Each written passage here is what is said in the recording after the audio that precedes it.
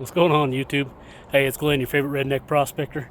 Hey, there's a pile of millings up there on one of my claims that I noticed in the bushes. Like, that's not right. That's been milled out rock. And so I collected some of that, and I've been running that through the impact mill. I panned it up there, and I found free mill gold in it. So I ran some through the impact crusher.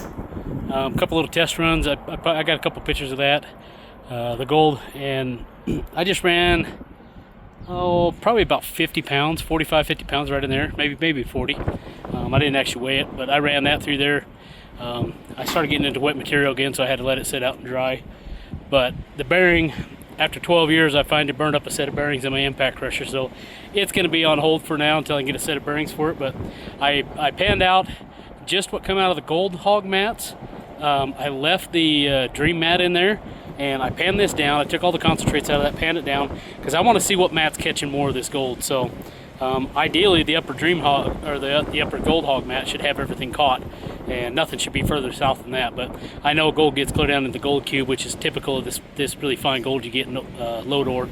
So let's take a look about this. It's windy today. I apologize about that, but let's see if I can pan this back and, let's see what kind of gold that the mat's got, and then I'll pan down the concentrates on the other stuff, and we'll take a look at that too. So check it out.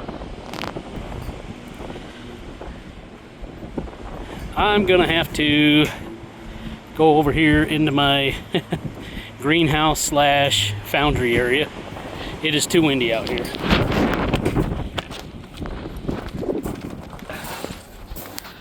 Okay, guys, sorry about that wind, man. Wyoming's crazy. So here we go. Let's see. Let me back this camera up a little bit. So there was a lot of sulfides, a lot of heavies in this stuff. Oh, look at that. We got gold showing already. Can you guys see that? Already. I haven't even started pulling this back yet. That's amazing. So let's go ahead and pull this back a little bit, and oh wow, look at all that. Look at all that showing up already. I'm gonna kind of see if I can swirl the other way to kind of push that gold back up in there. When you're panning this really fine gold, this washback, you gotta go slower. You will wash that little fine gold down pretty easy. So, man, let's give this the old shiver shake. Alright, let's just pan this down kind of quick here. I'm not going to be able to get a good pan in there, but let's get a lot of these heavies out of there. My goodness, look at that line showing up. Look at that. Oh, my hand's not working. My hand quit working. Why, look at that. That's what I'm talking about. And I'm washing it down in here too. You can see it all right in there. Come on, focus. Focus, I tell you, focus. Focus. There we go. Yeah, see, I've washed them down, but look at that. That's what I'm talking about right there, guys. Guys and gals, ladies and gentlemen. That's what dreams are made of right there.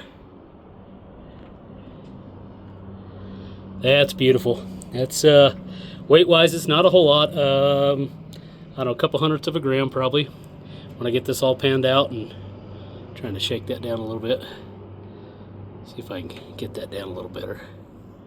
There we go. Oh man, we got big pieces. We got chunky chunks and all that. Some of them chunks would probably be bigger if I just classified that and ran that through the sluice boxes before I milled it. But man, look at that. Look at that. That's what I'm talking about. Now, y'all might have put up with some of the first videos here this season, been like, oh man, this guy's crazy. He just jibber jabbers his mouth. He don't know what he's talking about. But I tell you what, you spend enough time doing this, you got a passion for it. You do your research. You get out there, put boots on the ground. And if you are diligent in your research, you will find gold. You may not find a ton of it, but you will find gold. This is very promising. This is ore that has been milled off of the mill site. Or off of one of my mines. Somebody had milled this at some time. I don't know at what time. I don't think it was too long ago because it didn't have a lot of overgrowth on it. But somebody recently had went in and crushed a bunch of this stuff. And I don't know what they were doing for recovery, but the millings weren't even milled that well. It was like, I I mean, some stuff was 1/2 inch, 3/4 inch. Most of it was probably 1/4 inch minus, 1/8 inch minus. It's kind of a sandy mix, but they left a whole bunch of gold just sitting there. And all I had to do was just do some research, find a spot on an old mine site that was not claimed up. Went out there, did some test panning, found this. I went back. Second time I was back there's when I found this spot, and here we go.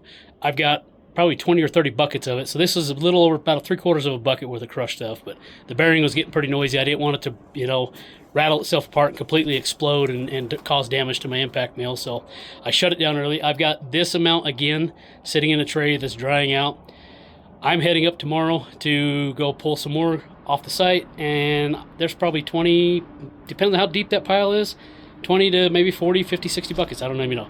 I know there's at least probably 10 to 12 buckets up there easily. So by the time I get done, we should see a few grams of gold. So, man, this is great. I'm glad you guys have hung out with me. Sorry about the lighting, man. I am not a photographer. I'm not a cameraman. It'd probably be good if I found one, but yeah, this is amazing. This is, man, I can't explain what this feels like after you put as many years into this as I have. And when I was on the gold before, I didn't finalize the claims. That's something else. If you find it, you get the claim down. Get it posted.